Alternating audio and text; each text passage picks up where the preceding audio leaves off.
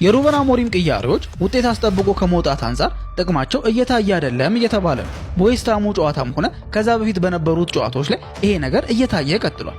እስኪ ጉዳዩን እንመርምር። የማንቸስተር ዩናይትዱ አሰልጣኝ ሩበን አሞሪም ከቅርብ ጊዜ ወዲህ በብዙዎች ዘንድ እያሳሙት ከሚገኙት ጉዳዮች መካከል አንዱ የሚያደርጋቸው ቅያሬዎች ናቸው። በትላንቱ ጨዋታም ቢሆን በቅያሬዎች ላይ የወሰናቸው ውሳኔዎች ምንም ይሁን ምን በውጤት ሚዛን ከለካ ነው በጣም ቀሎ ነው የምናገኘው። ይሄም ቡድኑ በእጁ ላይ የገባውን የማሸነፍ ዕድል አሳልፎ እንዲሰጥ አድርጎታል። ይሄ ነገር አንዴ ብቻ ወይም ሁለቴ ቢሆን የተፈጠረው ያጋጥማል ብለን ነበር የምናልፈው። ነገር ግን ሲደጋገም ጊዜ የሆነ ችግር ከጀርባው እንዳለ ማረጋገጫ መሆን ይችላል።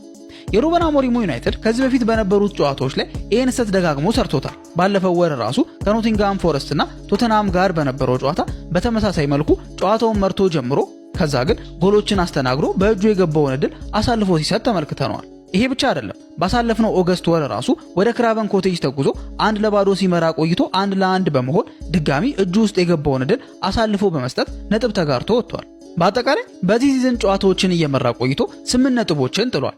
ከሌሎች ቶፕ ፍላይት ቡድኖች አንጻር ካየነው 3 ቡድኖች ብቻ ናቸው ከዩናይትድ የበዛ ነጥብ ጥለው የተገኙት። ኢቨን ያሸነፈባቸው ጨዋታዎች ላይ ራሱ ይሄው ድክመት ታይቶበት ነበር። ከበርንሌ ጋር በነበረው ጨዋታ ውጤት ማስጠበቅ አቅቶት ባለቀ ሰዓት ባስቆጠረው ጎል ነበር ማሸነፍ የቻለው።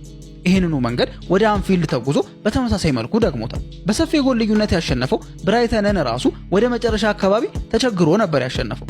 በ10 ተጫዋቾችም ቼልሲ እንደነ ብራይተን ሁሉ ዩናይትድ ላይ ከምባክ ለመስራት ከጫፍ ደርሶ ነበር። እነዚህ ሁሉ ነገሮች ታዲያ አሞሪምና ልጆቹ ከረፍት በኋላ እንደሚቸገሩ ማሳያ መሆን ይችላል። ይሄም ወደ አሞሪም የቅያሬ ብቃት ያመጣናል ማለት ነው። በዌስትሃሙ ጨዋታ ከ5ቱ ቅያሬዎች 4ቱ ከሞላ ጎደል ዲፌንሲቭ ናቸው ማለት ይቻላል። 3ቱ ቅያሬዎች የተደረጉት ደግሞ ከዲያጎ ዳሎ ጎል በኋላ ነበር። ታዲያ ትልቁ ጥያቄ የተነሳው እዚህ ጋር ነው። ያም የዩናይትድ ተጋጣሚ ቡድን የሆነው ዌስትሃም የመውረድ ስጋት ያለበት ቡድን ሲሆን ማንቸስተር ዩናይትድ ደግሞ በሜዳው ነበር እየተጫወተ የነበረው። ታዲያ ይሄ ቡድን ላይ አንድ ጎል ካስቆጠረ በኋላ እንዲያውም ልዩነቱን ማስፋት ሲኖርበት እንዴት መከላከል ይፈልጋል የሚል ነበር።